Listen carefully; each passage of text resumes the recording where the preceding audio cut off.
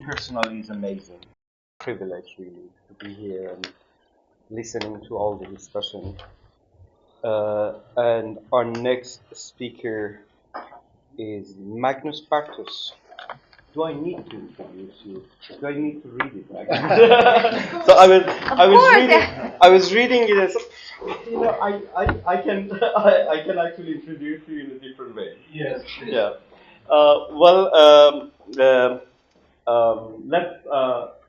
I refer to that writing, of course, but I will kind of personalize the introduction. Thank you very much. So Magnus Bärtås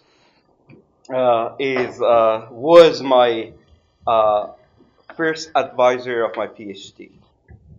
So for a couple of years, almost 5 years, we had in a constant conversation. And those who has done PhD, they know that when you survive that 5 years intense conversation with the violence of administration and doing new things, etc., that relationship is profound. So, on top of that, we are collaborating together. So we have started the series of film and research idea that we are elaborating together, and I see that Magnus in his presentation referred to some of those images. But on top of all is a brilliant friendship that we have, and I really appreciate that friendship. Magnus Bärtås is artist, writer, professor in fine art, and head of research at Konstfack University in Stockholm, Art University in Stockholm, working mainly with text, video, and installation. His dissertation, You Told Me, Work Stories and Video Essay, was presented in 2010 at the University of Gothenburg.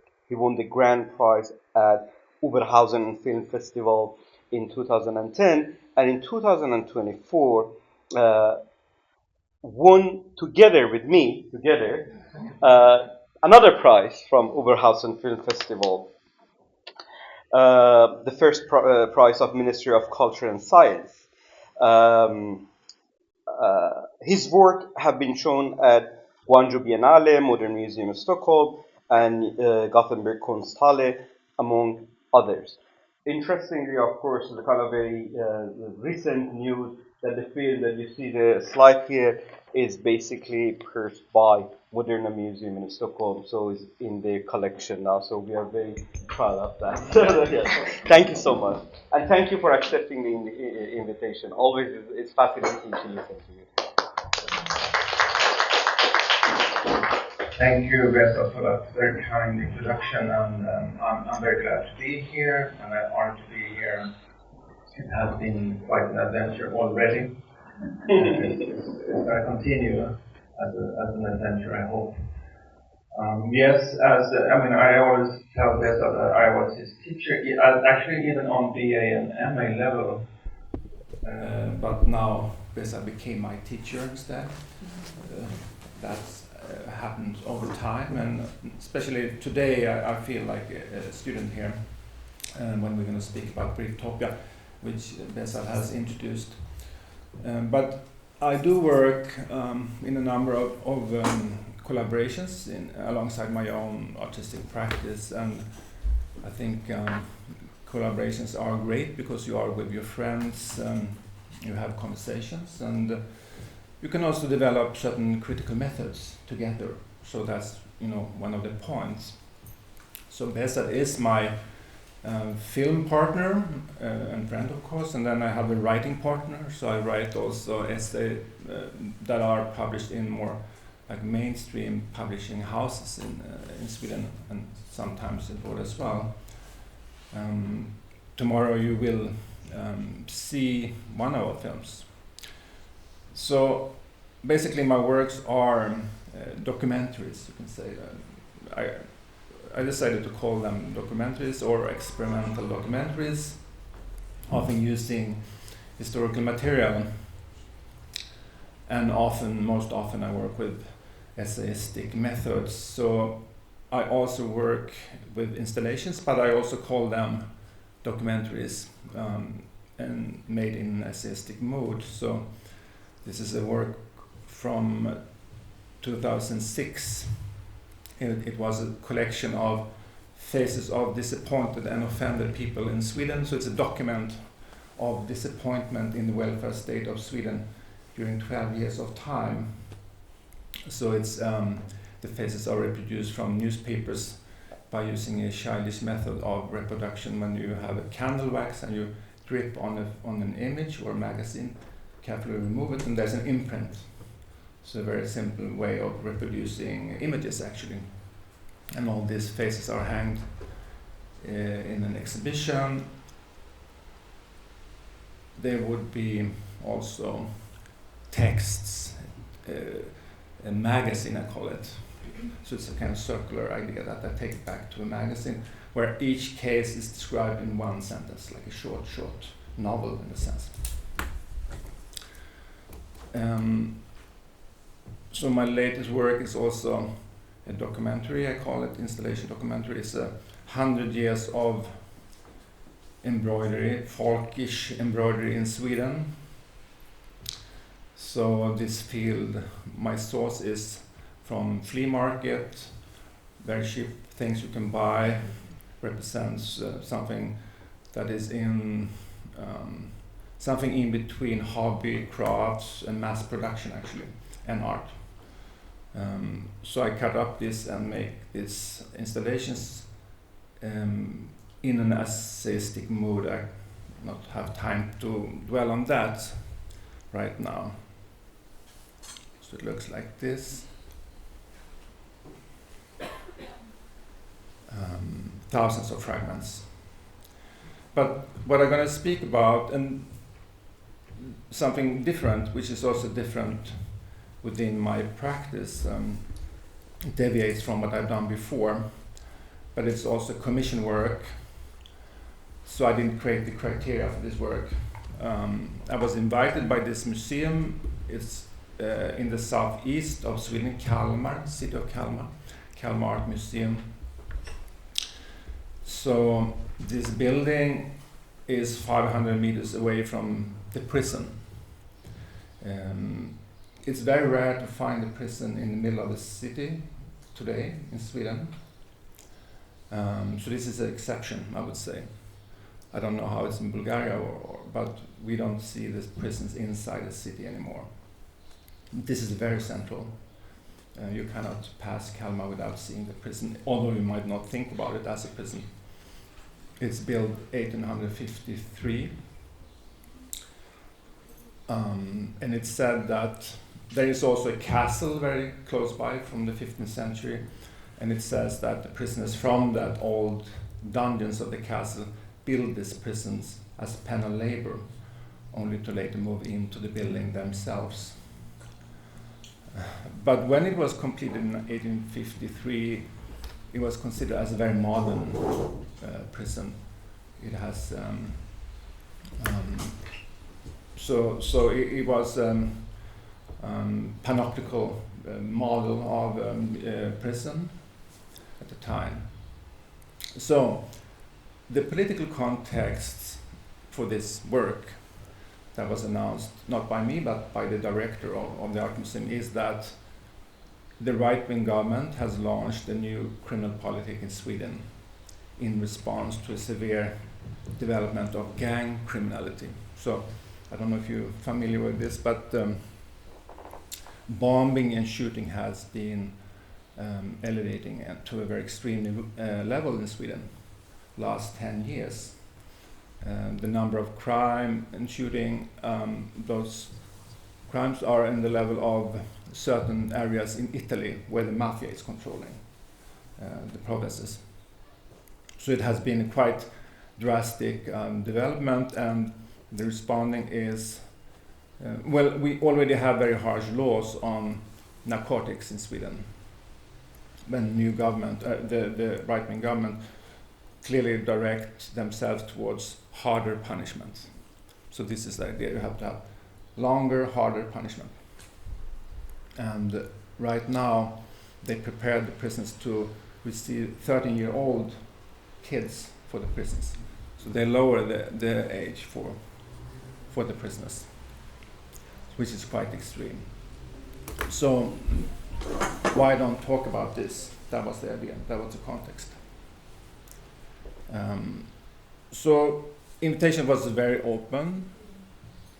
The museum said that you are free to come up with anything that you want, but it should include workshops, and it would result in an exhibition in the museum.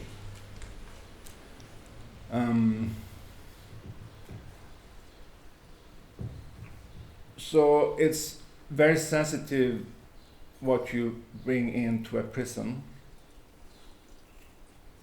So I got the impulse to build 2 sculptures, you can call them, with the Lego. And I brought them into the prison as the first conversation pieces for our workshops. So there's a very high security. When you arrive, you have to leave your mobile, and you have to have alarm attached to you, and you're not allowed to be alone with the prisoners.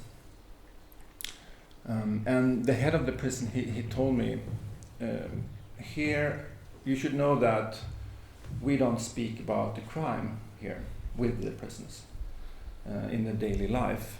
So I could understand that, but somehow I thought that would be really difficult for me to work with my group of prisoners. There were 6 of them, chosen not by me but by the prison. If I couldn't speak with them, about what happened before they entered the prison.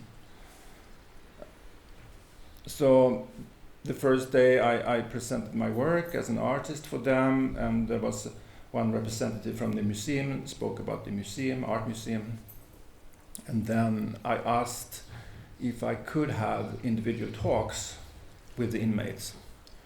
And then I asked if the guard, which was always there, could stand outside the room. So there was a glass window, and they agreed with that.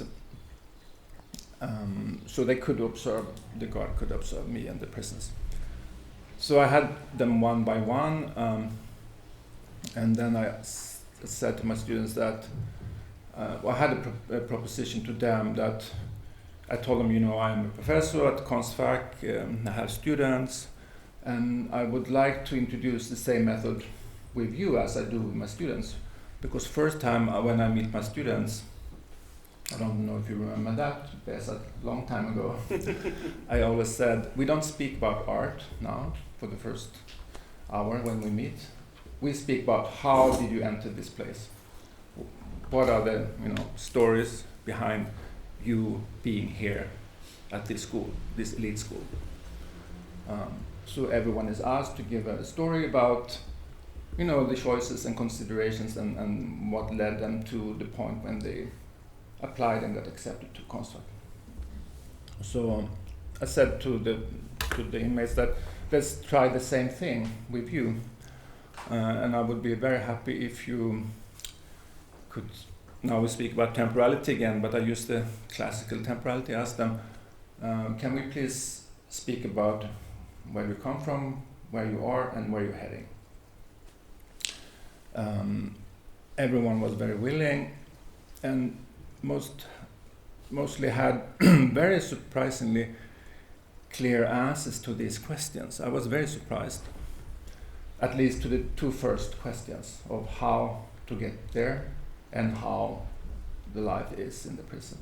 But the future question was more vague for most of them, not all of them actually.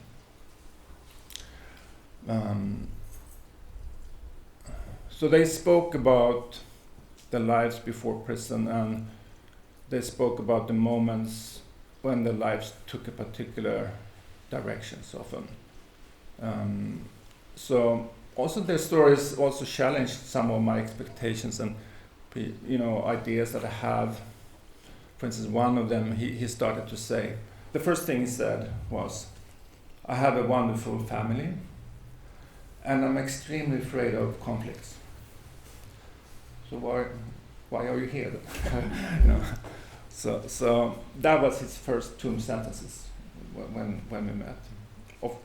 Then I understood why he was there when he gave his story. So another one said, for instance, with a very strange, funny self-irony that I'm so tired of myself because I met all the criteria for ending up in crime. I was raised in a disadvantaged area, there were poor finances, there was a foster care, it was a problematic area where I lived, and everything turned out as expected. So that kind of self-reflection. Others spoke about experiences of betrayal and humiliation in childhood, rage and guilt, double lives involving drugs and work, post-traumatic stress after participating in war as well. So after this one day of talks with them, then we were ready to work together. We reached that point when we could work together. That's how I felt, and I think they really felt the same.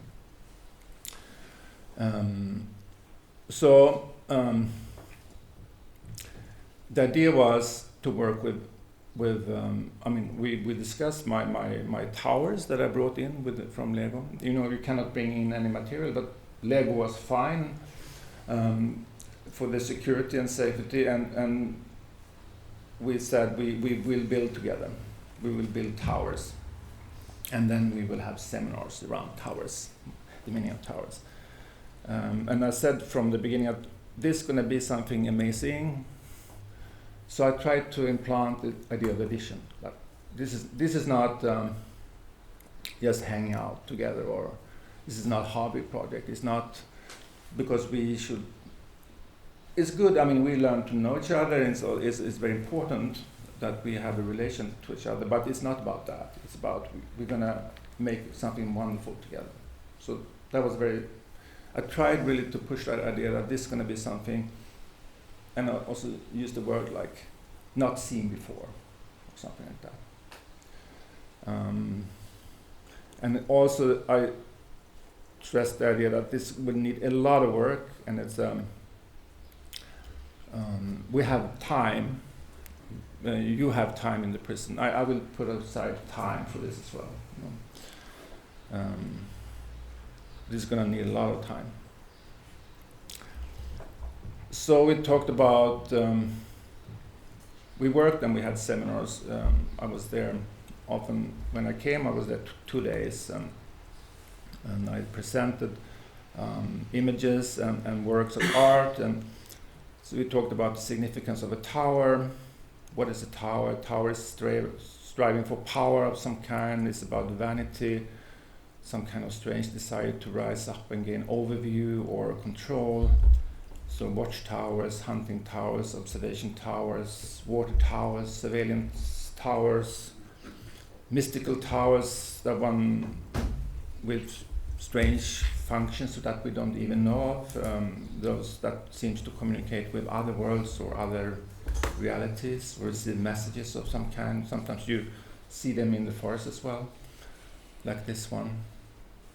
We spoke about Tatlin's tower. Intended to manifest, of course I don't need to tell you what it is about, but the free modern Soviet human being is also a cosmopolitan being, right? It's about the third international of the Communist Party. And I told them now, well, it all failed due to a repressive system that came overtook, and it only exists as a precarious model today, still representing a political vision somehow, right? We spoke about the Tower of Babel in the Old Testament, where the people of Mesopotamia were struck by hubris and built this tower that was meant to reach the clouds, and God got very angry and punished the people, and so all languages were divided and we don't understand each other anymore. So this is the cause of linguistic confusion, right? According to the Bible.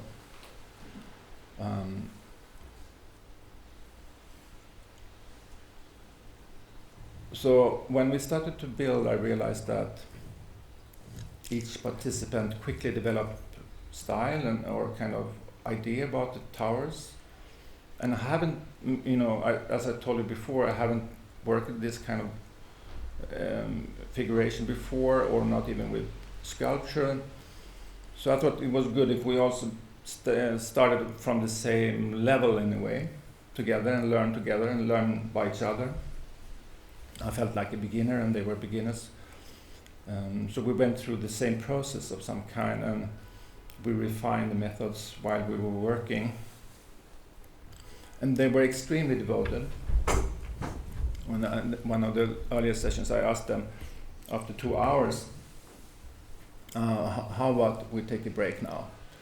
And one of them just looked at me and said, "This is a break."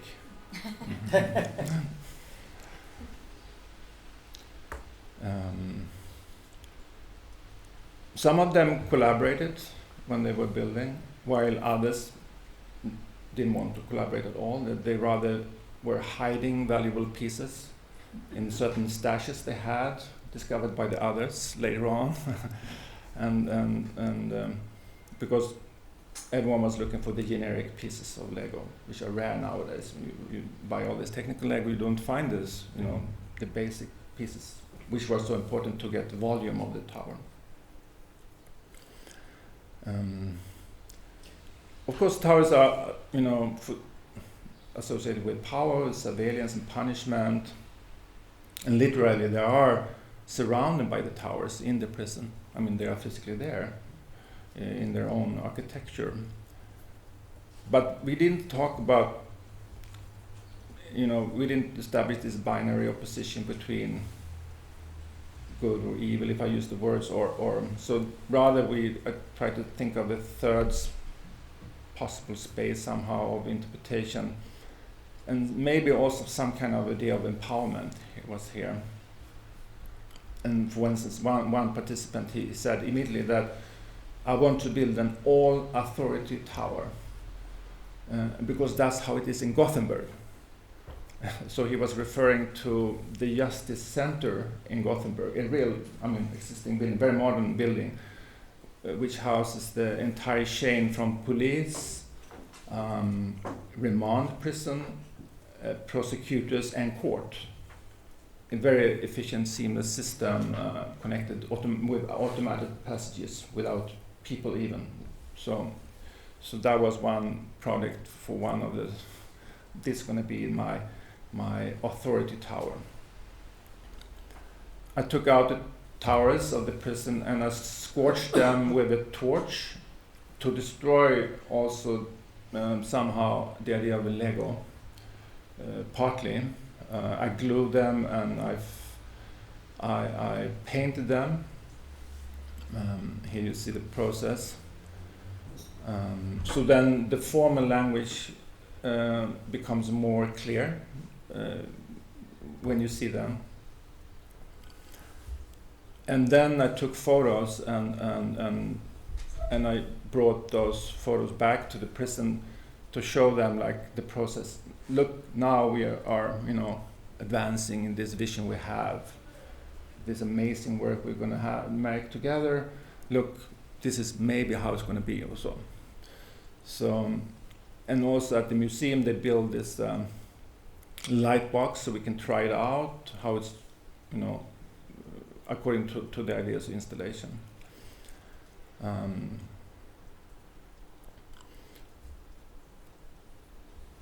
So I also wanted to respond, like a feedback to what I saw, how they built. So from the aesthetics of how they constructed things. So I started to show things that I thought would have a resonance. For instance, this Ferdinand Chavel's, this is very famous amateur work, I guess most of you know it, Le Palais Idéal, which is made by the French postman Ferdinand Chavel between 1879 and 1912. So he was postman, and during his postal rounds he began to pick up stones from where he found beautiful stones, and then he put them in his pockets, and then when he came home he started to construct this amazing thing in his garden. Later on he had a wheelbarrow to transport all the stones he found beautiful. And we spoke about Watts Towers in Los Angeles that can be seen as a relative to Le Palais Ideal, and almost the same period of time. Well, later, but almost the same period of time to build. 30 years of work is built between 1921 and 1954. This is not as known as Le Palais Ideal. I don't know if someone's seen this. It's by the Italian immigrant Simon Rodia, who constructed this monument. They are really big. It's like almost 30 meters high, the highest one. Now, today, it's a very important cultural institution with schools for kids and so in the local areas. And Rodia, he was an Italian immigrant, and he carried these memories from the cathedrals he saw as a child in Italy. And this is his version of these cathedrals he built, using metal scrap, seashells, glass bottles, and broken porcelain, bound together with cement. So it's a kind of assemblage, reflecting everyday life in Los Angeles at his time. It's very documentary work as well, because you see from the time what people were using in the neighborhood. And people go there and look at things that they recognize from their life. So there are many materials embedded in the mosaics there. He worked without scaffolding. He was climbing the towers and build them while standing on his own constructions. Funny enough, the inmates, they recognize those towers because they are faithfully reproduced in a video game called GTA 5, Grand Theft Auto 5. So there is a Watts Towers, and they asked, oh, they exist in reality. So they knew about the towers somehow, but from the video game. Simon Rodia. I think those projects, I mean, Cheval and Rodia, they are exceptional, but somehow very inspiring examples for me and for the inmates when we work this, that you can show that remarkable artworks can be created without any formal training, providing there is a vision of some kind and sustain perseverance also. I mean, you work for so long time and you work towards some kind of a vision somehow. When I was in the prison, we had this. Sometimes we just worked. Sometimes we had these conversations about their family members, criminal policy, crime and punishment, and the perceptions of criminals. Of course, we spoke about that. And I also took.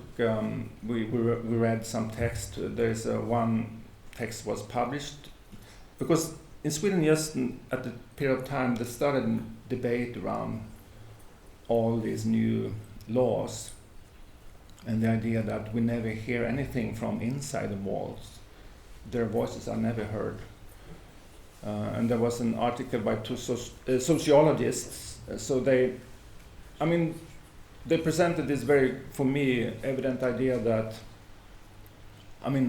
people inside the walls are not radically different than those outside the walls, right? Most of them.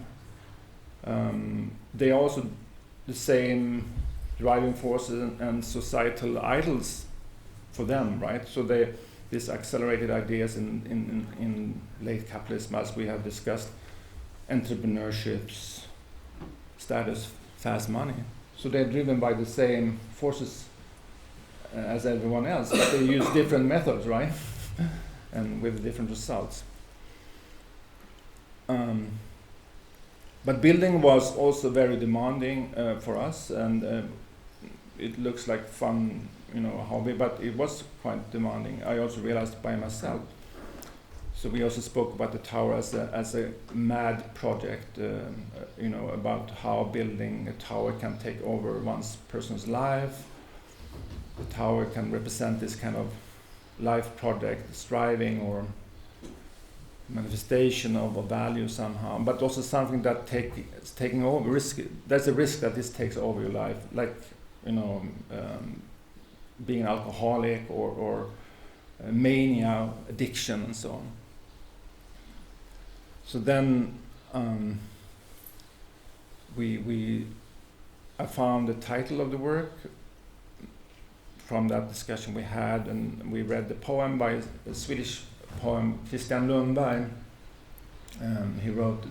He also struggled with those questions of addiction and so. And that title of that poem is "A Tower Taller Than Myself." So I borrowed that title from he's not alive anymore. He died a couple of years ago, quite young. And then here's the work itself at the museum.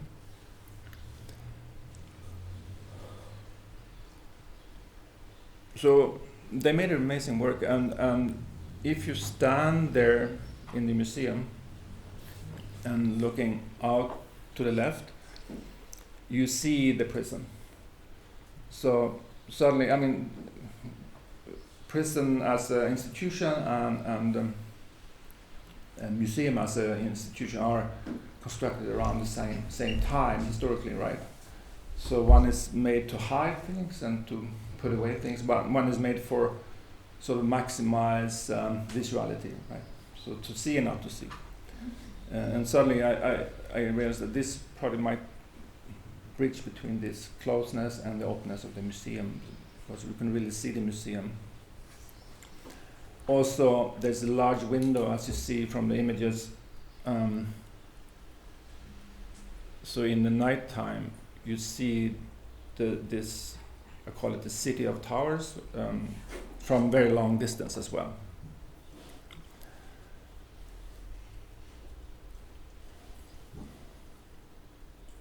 I think there is,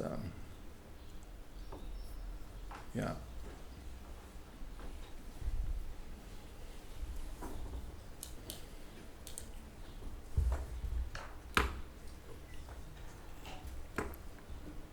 I can read the poem we used with the inmates. It's an English translation, it's not perfect, but gives you a flavor, I guess. A hand that captures a few happy lines of poetry, floating free at 5 in the morning, is a tower taller than myself. The arm that raises the sledgehammer against the wall and strikes and strikes and strikes, the hard, steady rhythm of the pulse. Through our days and nights is a tower taller than myself, a feverish boy's arm stretched by sunlight and loneliness is a tower taller than myself.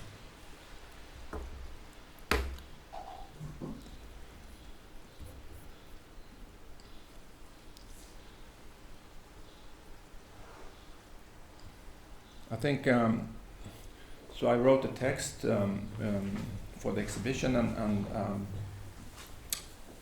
I was very inspired by Bessa's work around brieftopia. And Bessa speaks about brieftopia as an intermezzo, which is a sudden opportunity to break a pattern or I mean, rhythmically, that's how it's in music, right? And create something radically different. So, you know, we talked about it. There is some sort of utopian desire here, right? But at the same time, this brieftopian idea rejects that placelessness that characterizes utopian thinking, and so there's a place, it's a situated thing here, right, going on. So Bärtås, I was quoting Bärtås in my text, and so brieftopia is both a temporary refuge from the real and something very real to strive to realize. And the local newspaper, there were many articles after a while in national press and local press, and so discussing this also from this political point of view. But the local newspaper, they were the only one picking up on the idea of brieftopia in the Kalmar, this city. So they quoted this as a brieftopian product, and I suggest to Bessa that for the first time in Sweden, in the printed matter, briftopa is used here. So it's historical.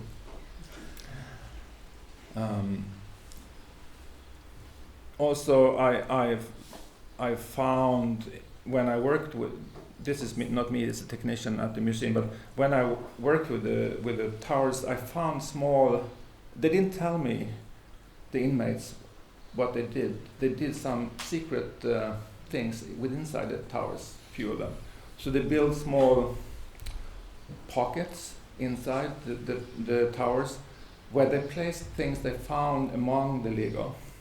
I ordered, second-hand Lego, 120 kilo, and it comes with small other things by mistake, small piece of candy or small ring or small egg for some stone egg or something. So they build very carefully small pockets inside and hide them.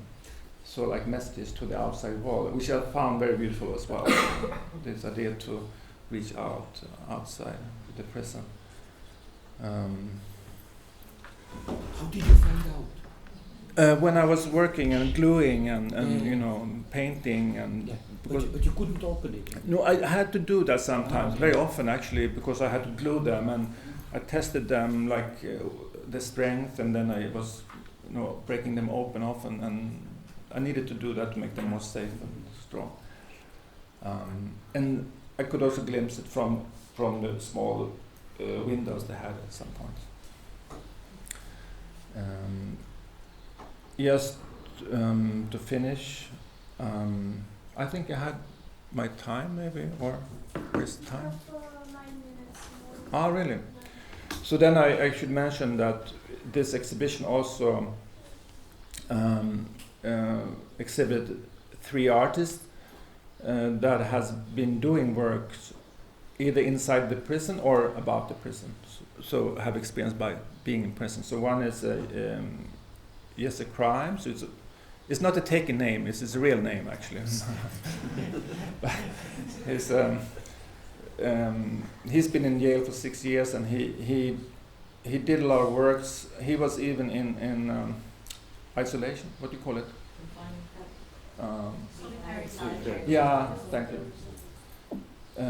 So he managed to develop methods to reproduce images. He had New York Times, and he had other magazines, and he used like shampoo or different detergents to make the images stick to bed linen, and then they were smuggled out from prison. And he made images on soap also, and they were also smuggled out. So all his works over the period of time were smuggled out of the prison. And then when he came out of prison after 6 years, he was able to make the exhibitions, and he became very famous. He had a large show at the Metropolitan, for instance.